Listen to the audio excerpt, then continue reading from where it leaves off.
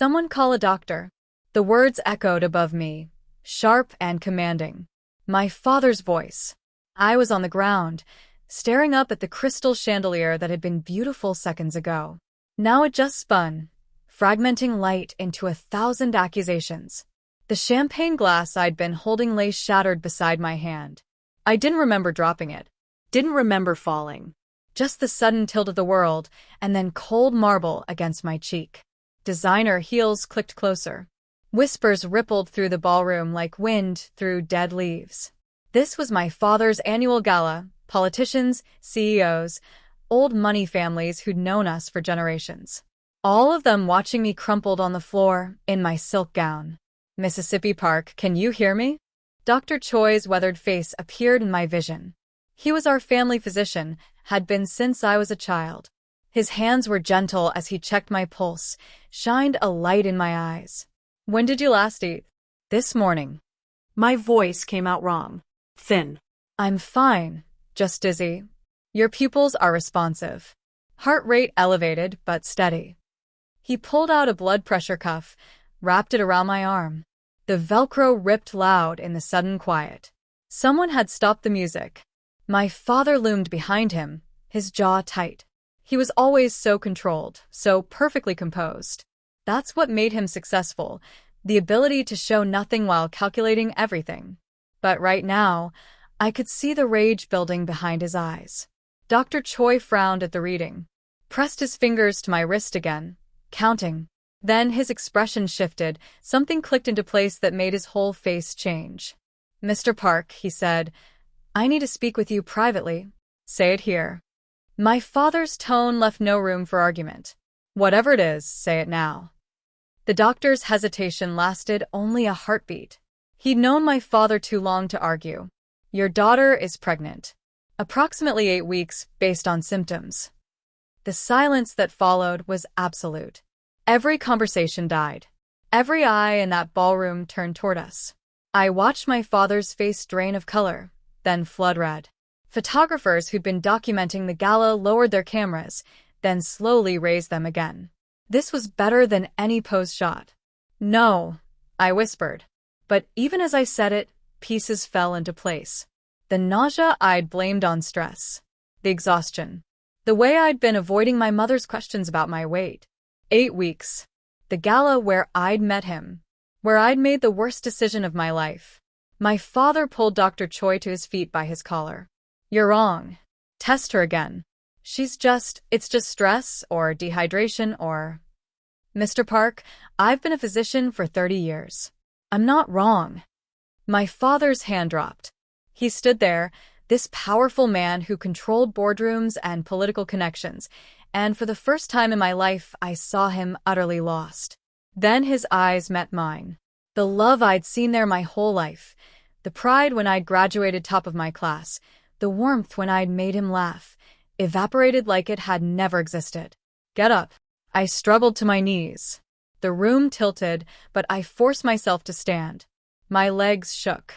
Somewhere in the crowd, my mother pressed a handkerchief to her mouth, her shoulders rigid with shame. I should have turned around right then. But I didn't. And before I tell you why that decision changed everything, subscribe to Mystic Tale by Luna, because some secrets are too dangerous to keep buried. My father's hand moved so fast, I didn't see it coming. The slap cracked across my face, snapping my head sideways. Someone gasped. Cameras flashed like lightning, capturing the moment for tomorrow's headlines. 5 generations, he said. Each word was carved from ice. 5 generations of honor. Gone. Because you threw yourself at some stranger like common trash. I didn't. Don't. Speak. He grabbed my arm, fingers digging in hard enough to bruise. You'll tell me his name. Now. I don't know it. The confession hung in the air like smoke. My father's grip tightened until I gasped. You don't even know his name. It wasn't a question. Just flat, dead words. You destroyed our family for a man whose name you don't even know. It wasn't like that. Then what was it like, Ella? My mother's voice cut through the crowd. She'd moved closer, her face a mask of perfect makeup and perfect disappointment. Enlighten us. What possible excuse could you have? I looked at her, this woman who taught me which fork to use at state dinners, who drilled me on proper posture and appropriate conversation topics, who told me 1,000 times that reputation was everything. I was upset, I said. My voice barely worked. You and father had that fight about the merger, and I needed air. I went to the rooftop garden and he was there and we talked, and you slept with him, my father finished. His voice dripped with disgust. A complete stranger. In my own building. Don't hide behind polite words now. My face burned. In the crowd, I saw Mrs. Kwan, the minister's wife, whispering to her daughter while staring at me. Saw Mr. Chong, father's business partner, shaking his head slowly. Saw 100 people I'd known my entire life looking at me like I was something they'd scraped off their shoes. You will get rid of it, my father said. Tomorrow. Dr. Choi will arrange everything quietly. We'll say you went to Europe for a few months, needed rest. By summer this will be forgotten. No. The word came out stronger than I expected. His eyes narrowed. What did you say? I said no. My hand moved to my stomach without permission. There was nothing to feel yet, nothing to show what was growing inside me. But it was there. Real. Mine. I won't. You don't have a choice. Yes, I do. My father stared at me like I was speaking a foreign language. In his world, children obeyed. Especially daughters. Especially when the family's reputation hung in the balance. Then you have no family. His voice dropped to something colder than ice. Something final. You are no daughter of mine. Leave this house. Tonight. And don't ever use the park name again. Father. You've made your choice. Now live with it. He turned to Dr. Choi. Escort her out. The back entrance. I won't have her photographed leaving through the front like she still belongs here. Dr. Choi reached for my elbow, his expression pained. Mississippi Park. Don't touch me. I pulled away, straightened my spine the way my mother had taught me. If I was being exiled, I'd walk out with my head high. I made it 3 steps before my mother spoke. The dress, she said. It's mine. Take it off before you go. I stopped. Turned slowly. What? You heard me. Everything you're wearing, the dress, the jewelry, the shoes, all of it belongs to this family. You can leave in your slip.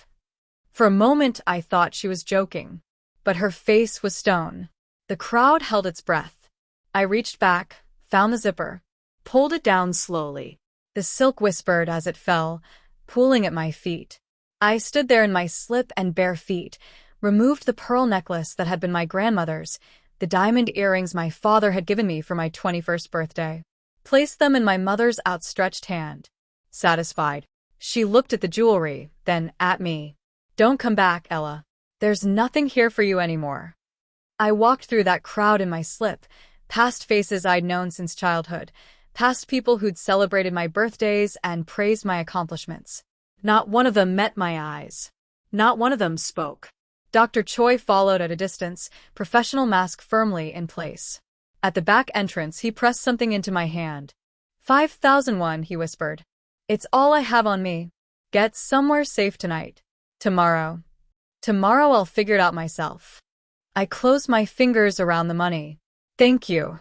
He nodded once, then disappeared back inside. The door closed behind him with a soft click. I stood in the alley behind my father's mansion, wearing a slip and holding 5,001. Behind me, music started again. The party continued like I'd never existed. 8 weeks ago, I'd been on that rooftop garden. 8 weeks ago, I'd met a man whose name I didn't know. The night was cooler than I expected. I'd fled the ballroom after my father's cutting words about the failed merger, about how I'd never understand real business. Needed air that didn't taste like disappointment. The rooftop garden was supposed to be empty. Instead, I found him there, leaning against the railing, smoke curling from his cigarette.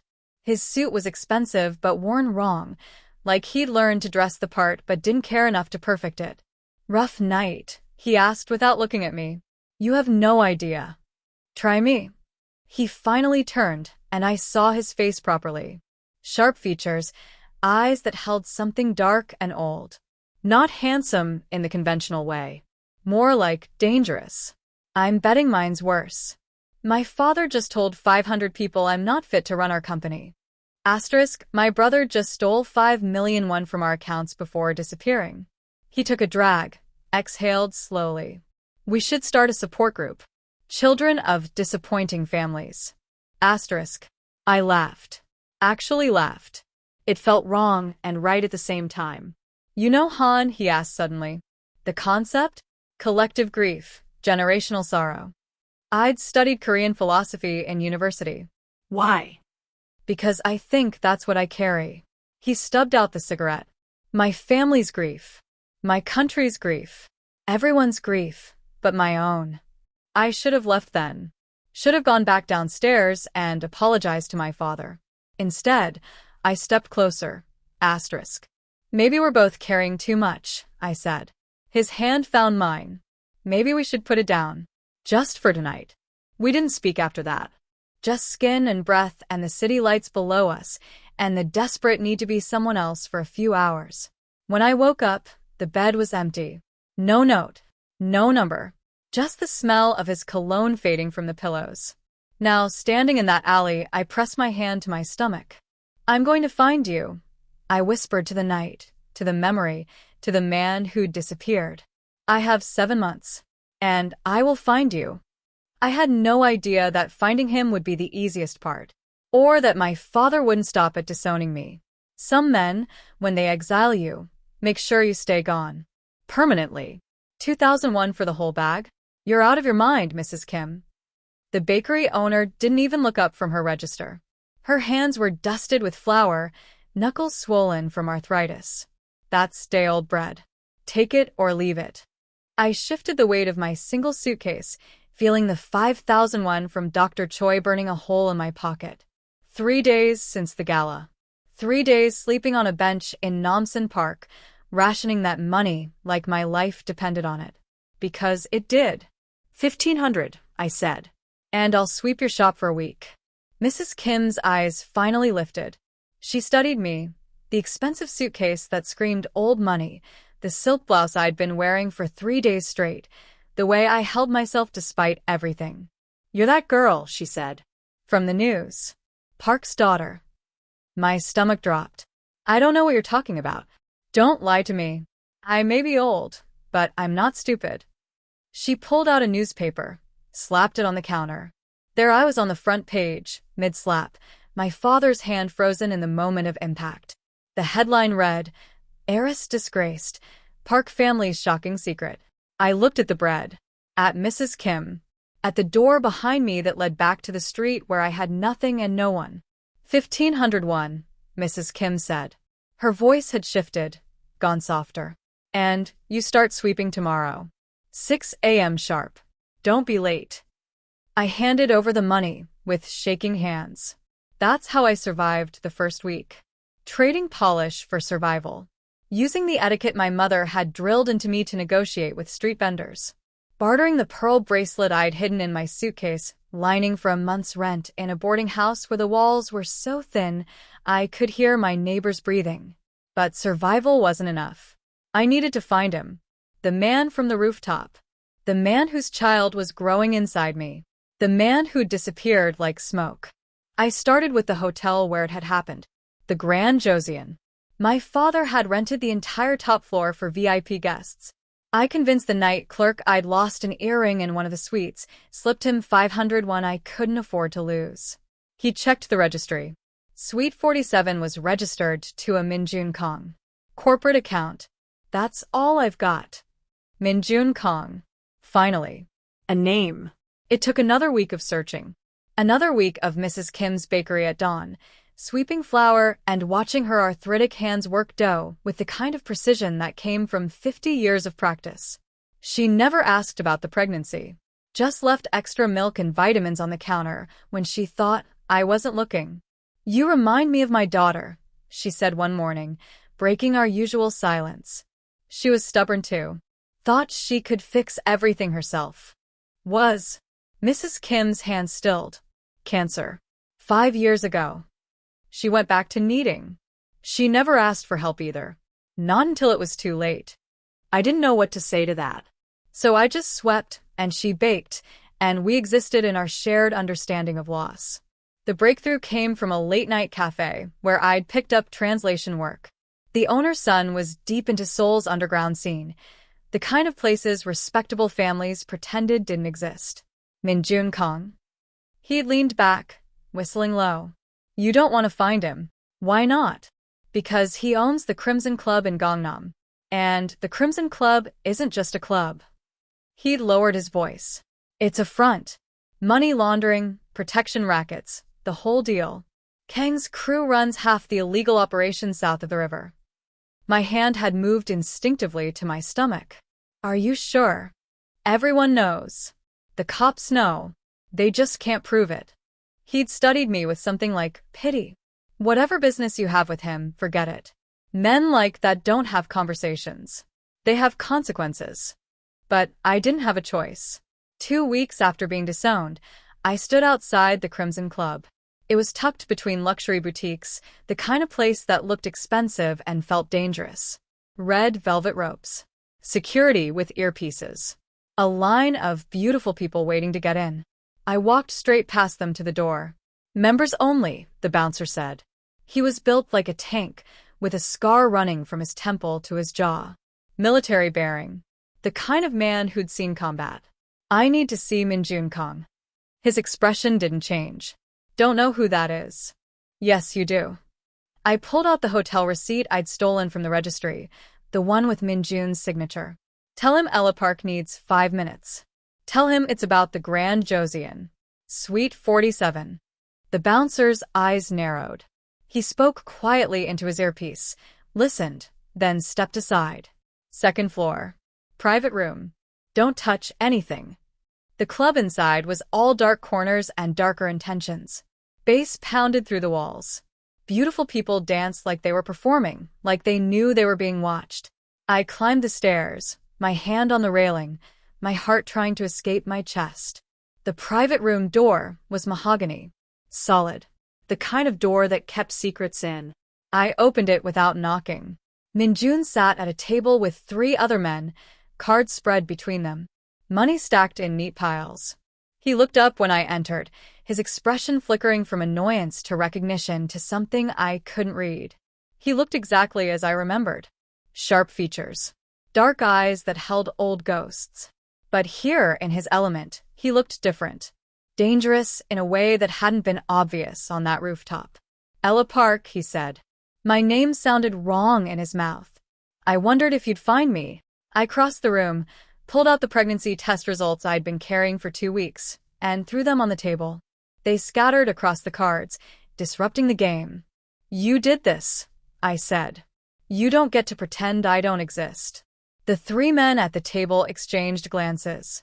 One of them, older, with silver threading his hair and a military tattoo on his forearm, reached for his jacket. Minjun raised a hand, stopping him.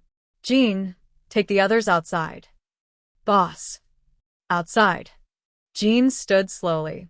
He was the type who'd earned his position through violence, who carried himself like every room was a battlefield.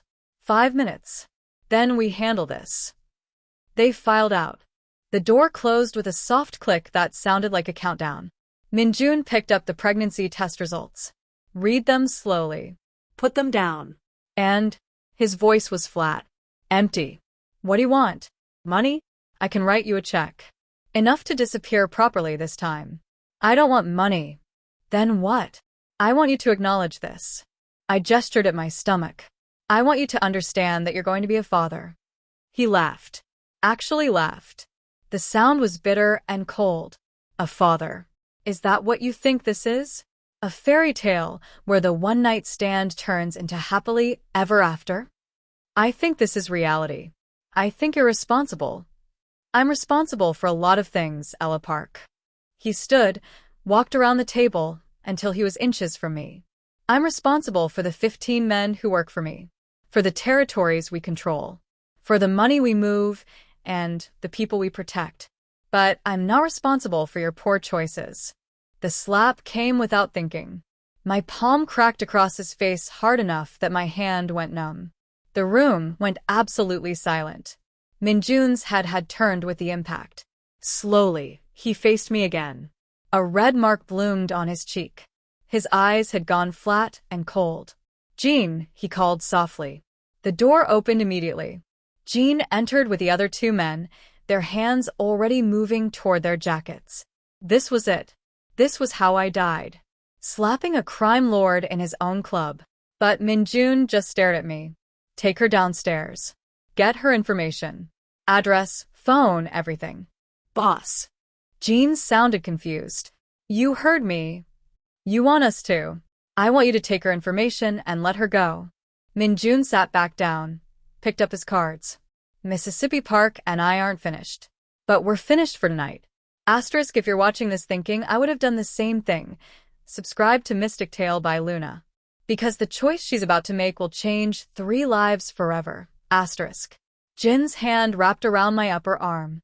Not rough, but firm. A soldier's grip. "Let's go." I let him lead me downstairs. Let him take my information in a small office that smelled like cigars and old leather.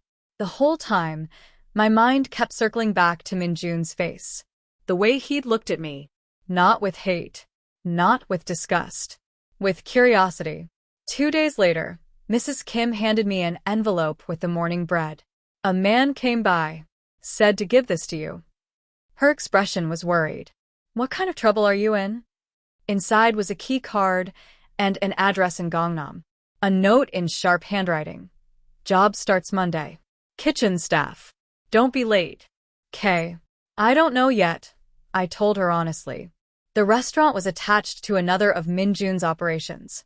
I recognized the security immediately, the same military bearing, the same watchful eyes. The manager, a woman named Sujin with calculating eyes and a cigarette permanently dangling from her lips, showed me the kitchen. "You work. You keep your head down. You don't ask questions." She blew smoke in my direction. "And you don't bother the boss. Understand?" I understood perfectly. This was a test. I washed dishes. Prepped vegetables. Learned the rhythm of the kitchen that fed Minjun's legitimate business. The chef was a temperamental man named Han who'd worked in Michelin restaurants before gambling debts brought him here. He barked orders in 3 languages and threw plates when the timing was off. But he was brilliant. I watched him work, absorbing everything. By the end of the first week, I was helping with prep. By the second, I was running a station. Minjun came in 3 times that month. Each time, I felt his eyes on me. Each time he said nothing. Until the plate slipped. It was during the dinner rush. I was carrying a tray of clean dishes when someone bumped me from behind. The top plate tilted, started to fall toward the edge of the steel counter. Toward my extended hand. Minjun's fingers wrapped around my wrist before the plate could shatter. Before the sharp edge could slice my palm open. His grip was firm, warm, absolutely controlled. We froze like that. His hand on my wrist. My pulse jumping under his fingers. The kitchen chaos continuing around us while we stood in our own bubble of silence. His thumb pressed against my pulse point. Counting. Feeling the way my heart raced. "Careful," he said quietly. "You're carrying precious cargo." Then he released me and walked away. Behind him, Jean and another guard, a younger man with nervous energy named Tae, exchanged shocked looks. Whatever had just happened, it wasn't normal. That night, leaving through the back alley, I heard footsteps behind me. Fast. Multiple people. Not the usual sounds of the city. I started walking faster. The footsteps matched my pace. My hand moved to my bag, searching for anything I could use as a weapon. Keys. A pen. Nothing substantial. Ella Park. I turned. 3 men in dark clothes blocked the alley entrance. The one who'd spoken wore a mask, but his eyes were cold. "Professional. You need to come with us." "I don't think so." The leader gestured. The other 2 moved forward. I backed up until I hit the wall, my mind racing through options. Scream. Run. Fight. None of them good. The first man grabbed my arm. I drove my elbow into his throat the way I'd seen in movies, hoping it would work. It didn't. He just twisted my arm behind my back hard enough that I gasped. Don't make this difficult, the leader said. We're just supposed to talk.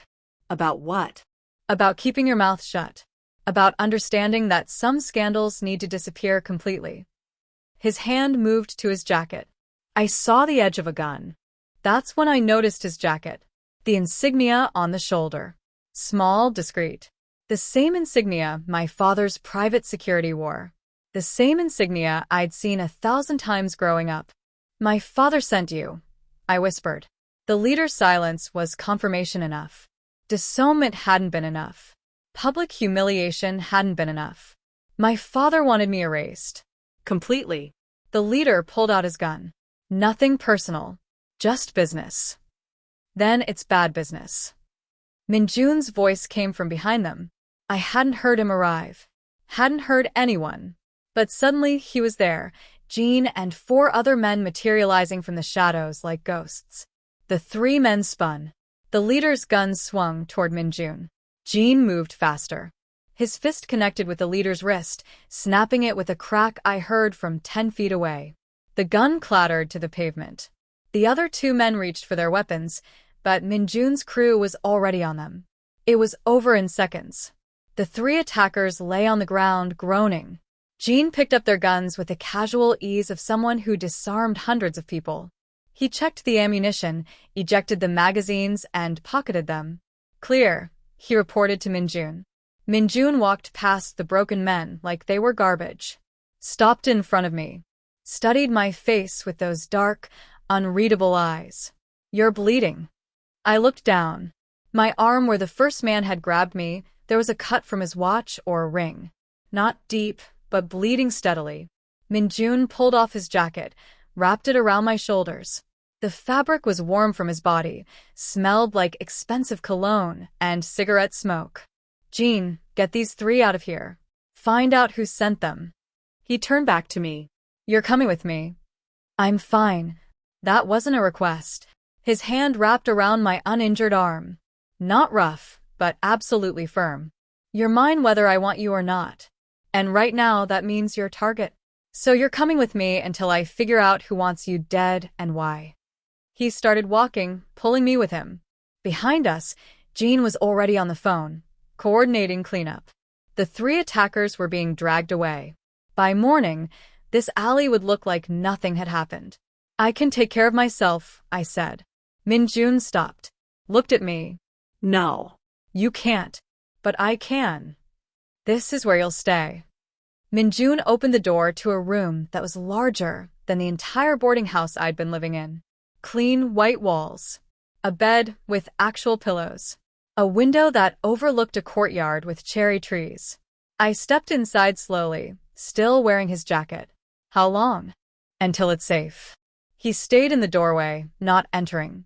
Like there was an invisible line he wouldn't cross. Bathrooms through there. Kitchen privileges are from 6 to 10.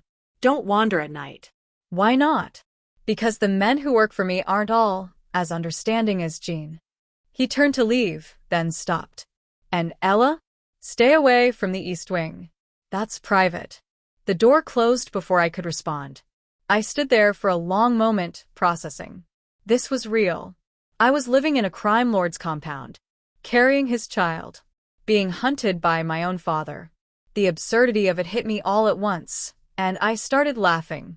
Quiet at first, then harder, until I was sitting on the edge of the bed with tears streaming down my face. Laughing because the alternative was screaming. A knock interrupted me. Come in. Jean entered carrying a first aid kit. Up close, he looked older than I'd thought.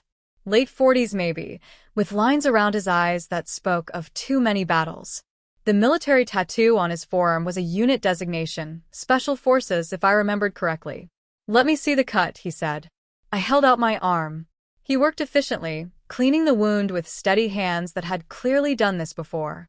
His touch was surprisingly gentle for someone built like a weapon. You were military, I said. 14 years. Infantry, then special operations. He applied antiseptic without warning. I hissed. Got out when my daughter was born. Wanted to be around to see her grow up. But you ended up here instead. His hands paused for just a second. Sometimes the military's the only family some of us have. Minjun understands that. He takes care of his people. He wrapped the bandage with practiced precision. Which is why you need to understand something. He's not a good man. But he's not the worst either. Whatever you think this is, whatever you're hoping for, let it go now. I'm not hoping for anything. Yes, you are. Jean stood, packed up the kit. I've seen that look before. My wife had it when we first met. Like, she could fix me if she just loved me hard enough. He moved toward the door. You can't fix men like us, Mississippi Park. We're already broken in ways that don't heal. He left before I could argue. The next 3 days established a pattern. I woke early, ate in the empty kitchen, then spent mornings in the courtyard reading books from Minjun's surprisingly extensive library.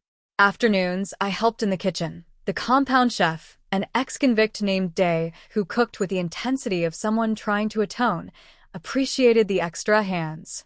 Minjun I saw only in passing. A glimpse across the courtyard.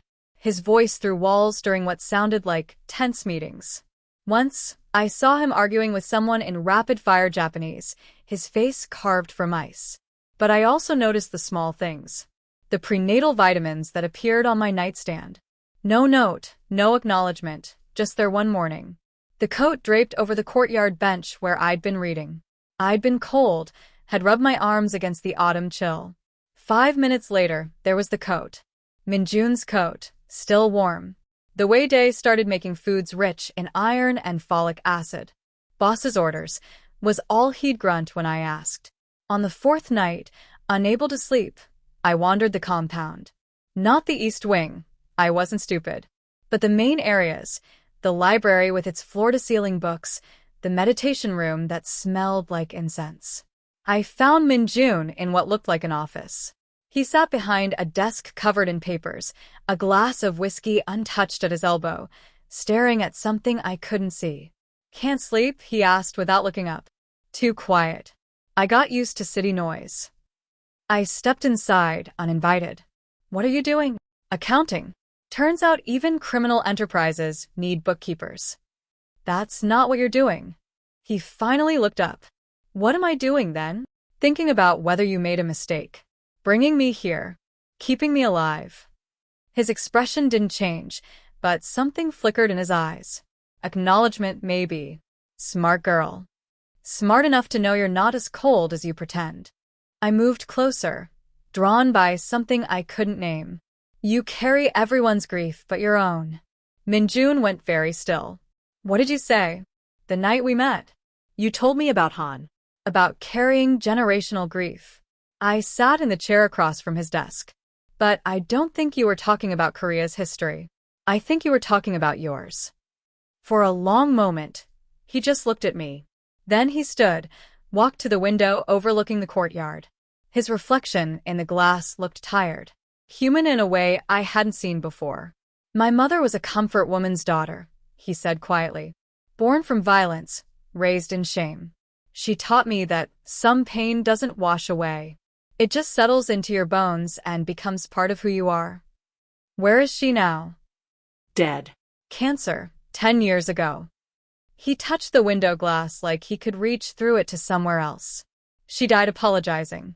For being born. For having me. For existing. I didn't know what to say to that. So I just sat there, letting the silence speak. I built all this, Minjun continued, gesturing at the compound, to prove we weren't worthless. That the bastard children of forgotten women could be powerful, could matter. He turned to face me. But power doesn't fill the empty spaces, Ella. It just makes them echo louder. Then why do it? Because empty is better than crushed. He moved back to his desk, picked up the whiskey, finally took a drink. Your father crushed you. In front of everyone. Made you nothing. I'm not nothing. No. You're not. His eyes met mine. You're the most terrifying thing I've encountered in 10 years. Me? I almost laughed. I'm pregnant and homeless and being hunted. How am I terrifying? Because you make me want things I can't afford to want. He set down the glass with careful control. You should go back to your room now. But I didn't move. Couldn't move. There was something in the air between us, something that had been building since that night on the rooftop. What if I don't want to go? Ella. What if I'm tired of being told what to do? By my father. By you. By everyone who thinks they know what's best for me. Minjun's jaw tightened. You don't know what you're asking for. Don't I? I stood, crossed to his side of the desk. You've been taking care of me. The vitamins. The coat. The safe food. You think I don't notice? That's just what? Responsibility? Obligation? I was close enough now to see the pulse jumping in his throat. Or is it something else? You need to leave. But he didn't move. Didn't push me away. Make me. For 3 heartbeats, nothing happened. Then his hand came up, cupped my face with a gentleness that contradicted everything about him. His thumb traced my cheekbone. I can't give you what you need, he whispered. I don't know how. Then let me show you. I kissed him. Not like the first time, not desperate or running from something. This kiss was deliberate. A choice. His lips were warm, tasted like whiskey and something darker.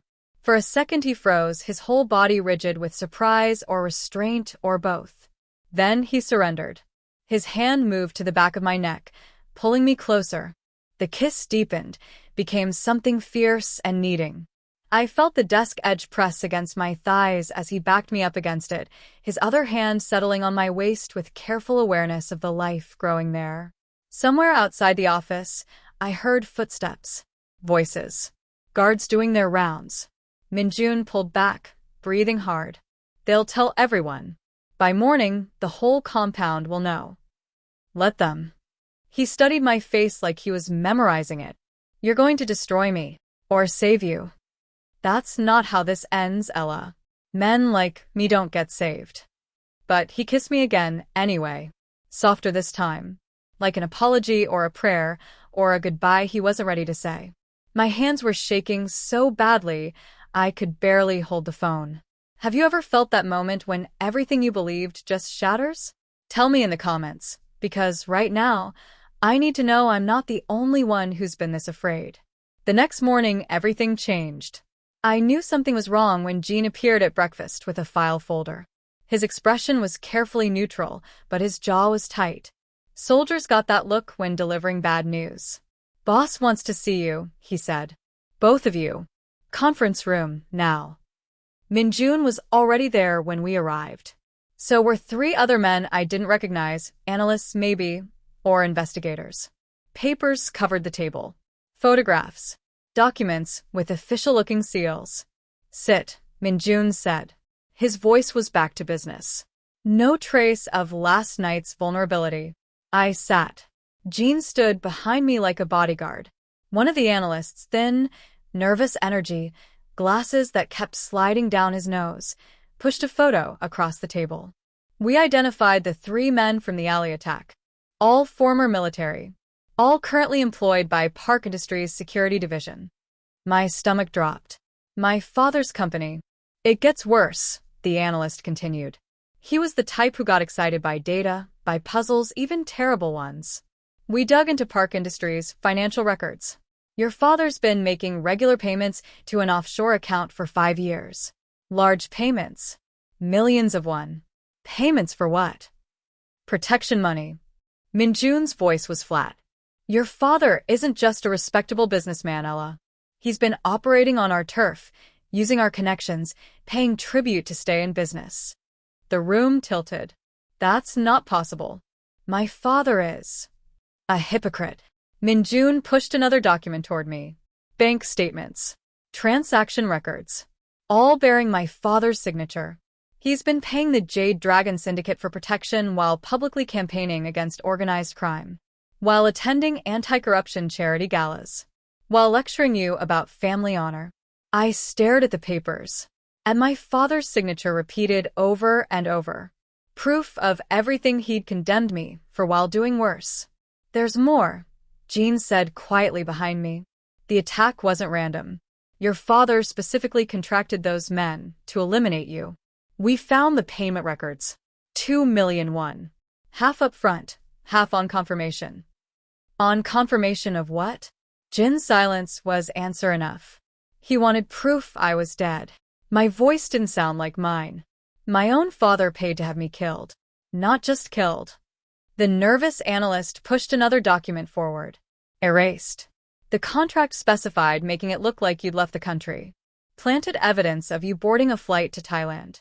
Your father was going to tell everyone you'd run away in shame.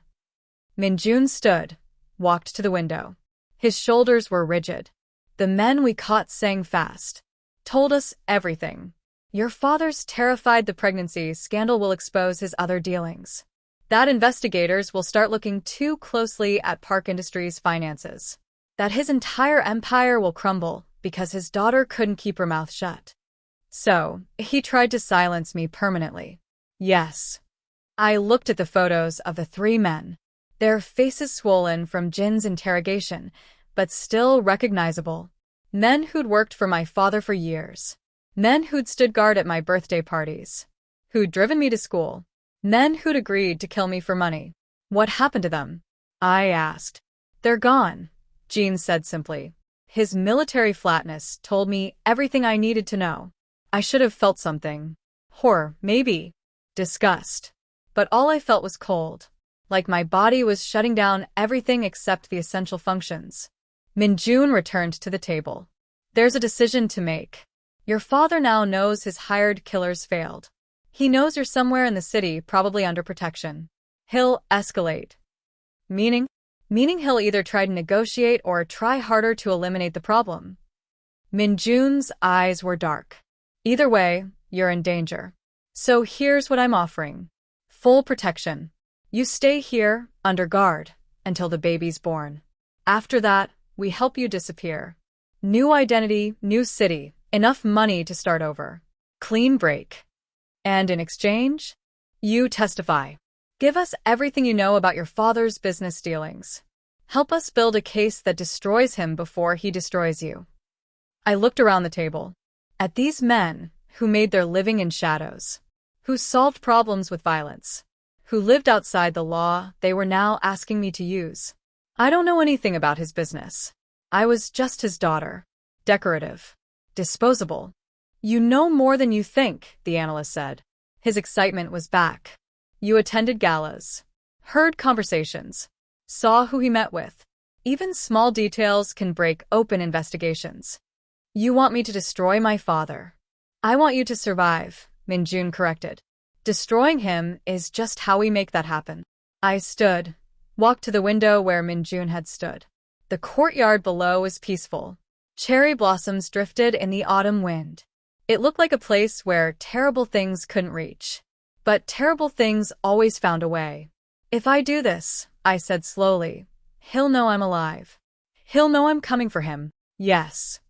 He'll use everything, connections, money, power, to stop me. Yes. And you'll be caught in the middle. Your operations, your people, everything you've built. He'll try to destroy it all. Minjun came to stand beside me. Close but not touching. He'll try. This could start a war.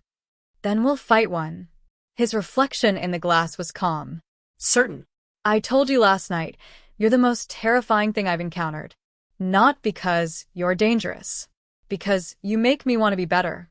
Protect something other than territory and money. And if taking down your father is what keeps you and that child safe, then that's what we'll do. I turned to face him. Why? Why would you risk everything for me? Because someone should have protected my mother. His voice was quiet. Someone should have stood between her and the world that tried to crush her. No one did.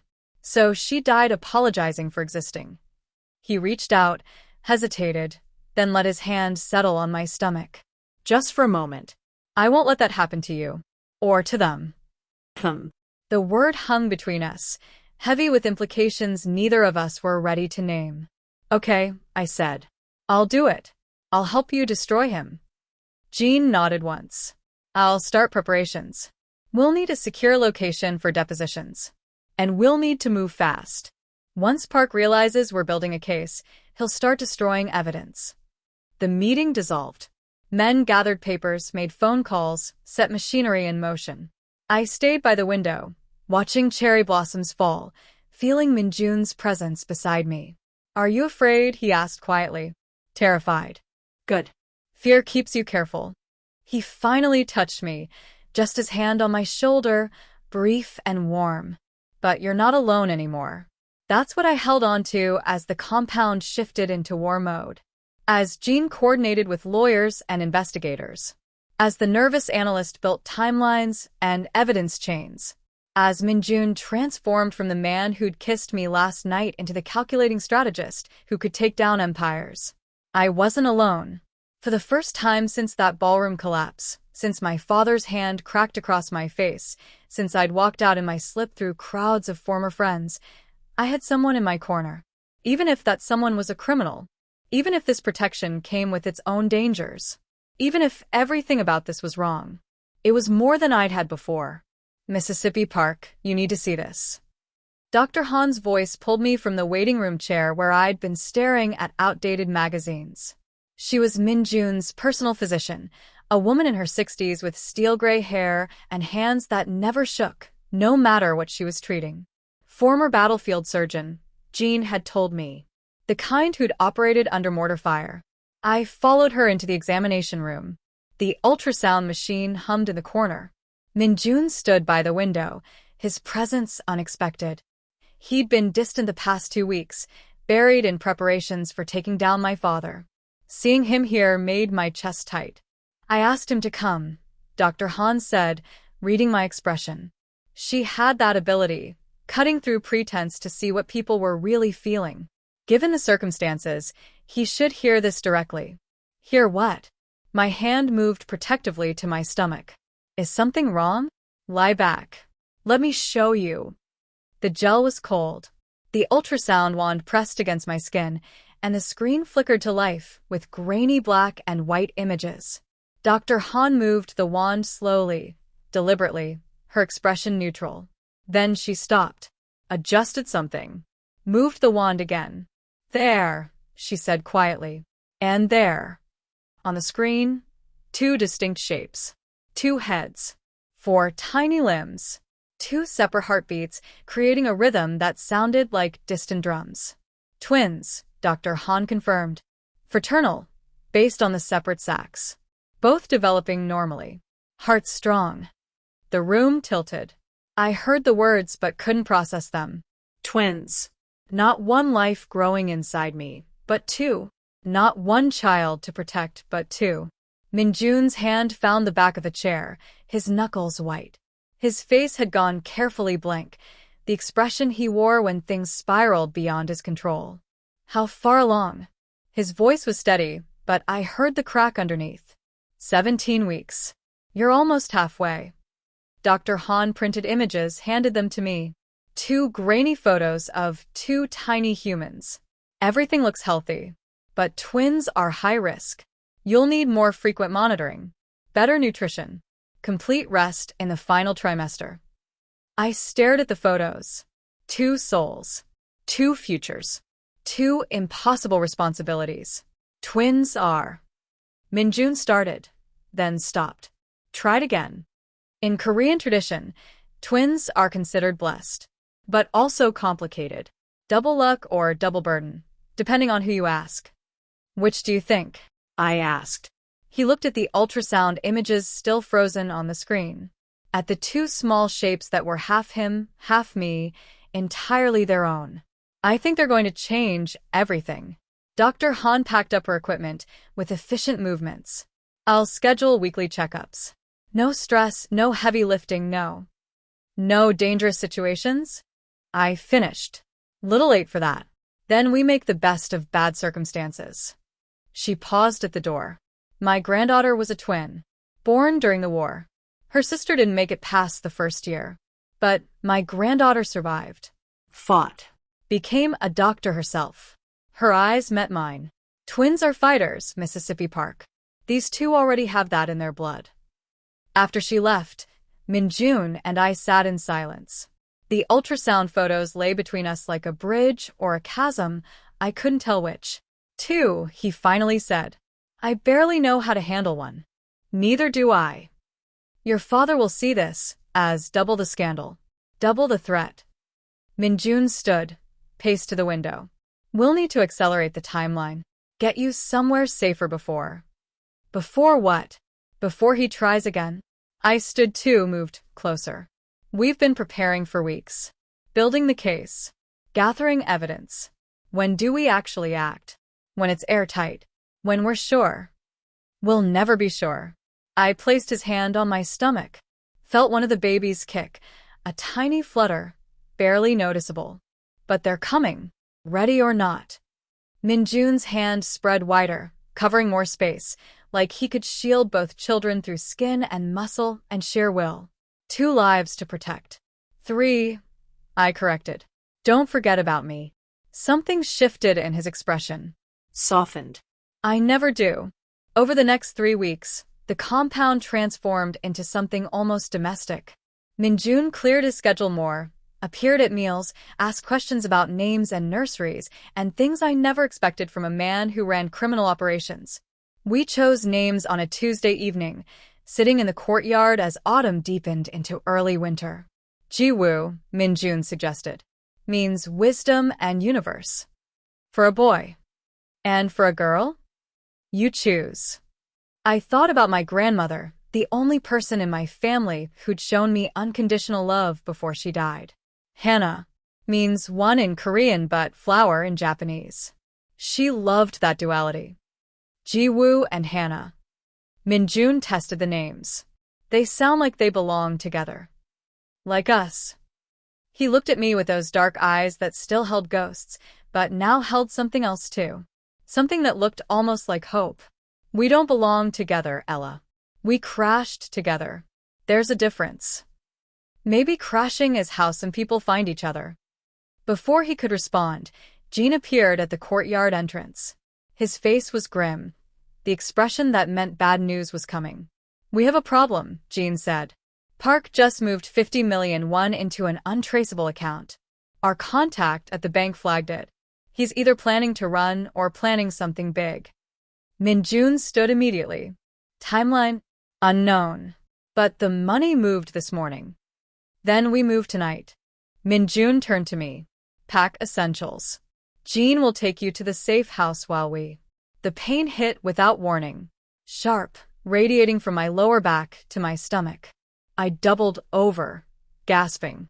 Ella? Minjun was beside me in seconds. What's wrong?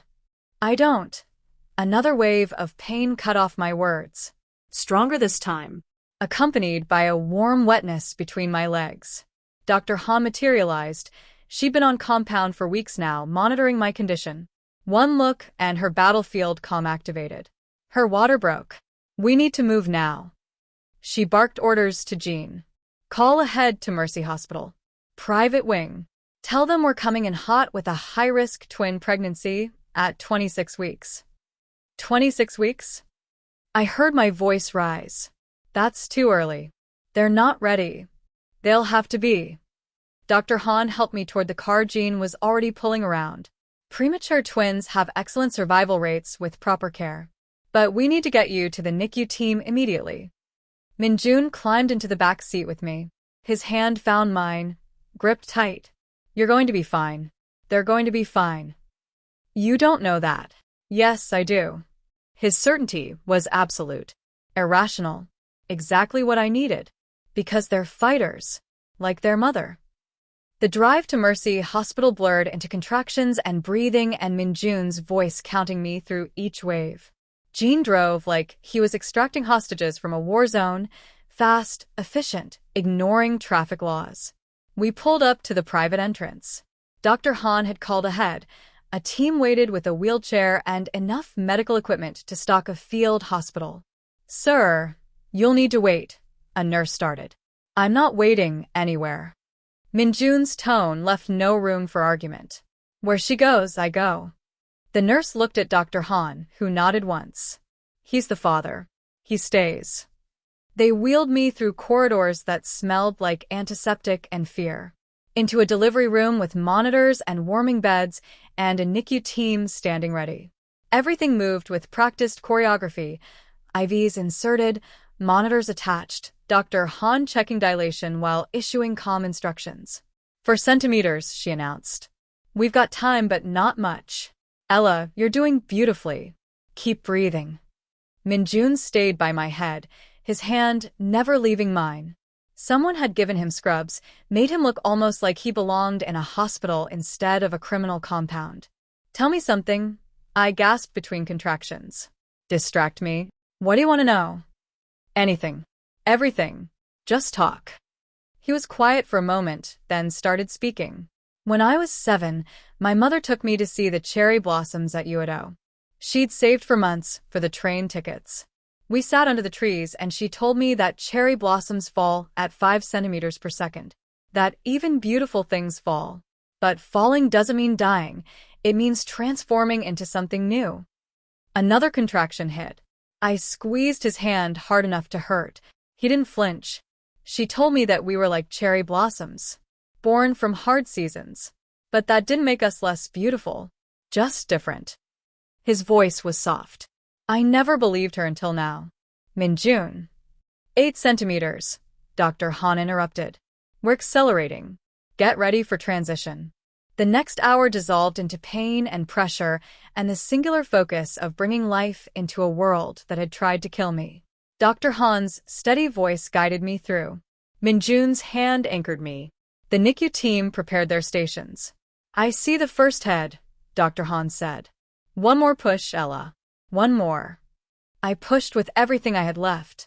Felt something give.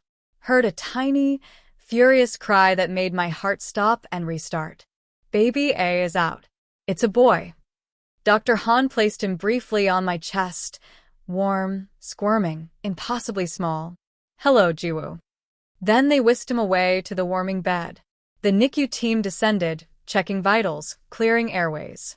His cries filled the room. Okay, second baby is coming fast. Dr. Han's hands worked with practiced efficiency. 2 more pushes should do it. Baby B, Hannah, came screaming into the world 3 minutes later. Smaller than her brother, but with lungs that could shatter glass. Dr. Han did the same brief placement on my chest. Long enough for me to feel her warmth. To see Minjun's face as he looked at his daughter for the first time. Then, she too went to the NICU team. Both babies crying. Both alive. Both so impossibly small and fragile. Twins. Born at 26 weeks, 2 days, Dr. Han announced. Boy weighing 900 grams. Girl at 850 grams. Both breathing. Both fighting.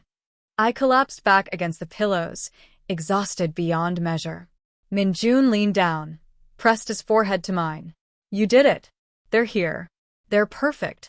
For exactly 30 seconds, everything was perfect. Then the lights went out. Emergency backup generators kicked in, bathing everything in red emergency lighting. Somewhere down the hall, someone screamed.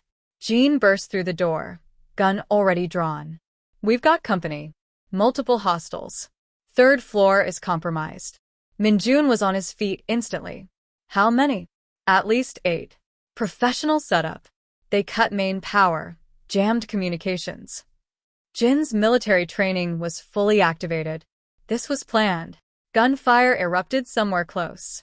The NICU team scattered, grabbing the babies' warming beds, rolling them toward what I assumed was a more secure location. Get her out of here, Minjun ordered Jean. Take the south stairwell. The door exploded inward. 3 masked men entered, weapons raised. Behind them, more footsteps. More voices coordinating in quiet, professional tones. Minjun moved to intercept, but the lead attacker's gun swung toward the NICU team. Toward the warming beds holding Jiwoo and Hannah. Nobody moves, the lead man said. His voice was familiar. I'd heard it somewhere before. Or, the babies don't leave this room alive. Dr. Han had frozen, her hands still on the warming beds. The NICU team looked at each other, at Minjun, at me. Caught between medical ethics and survival instinct. What do you want? Minjun's voice was ice. Controlled fury barely leashed. Justice. The lead man pulled off his mask. I recognized him immediately. Sung. The smooth-talking capo who'd been at Minjun's card games. Who'd always smiled too much. Who'd gambled on everything. You're the leak, Minjun said. I prefer opportunist. Sung gestured to his men. Two of them moved toward the warming beds. Mr. Park made me a very generous offer. Take care of his little problem, get enough money to disappear forever. How could I refuse? I'll kill you. Minjun's promise was absolute. Slowly. Maybe.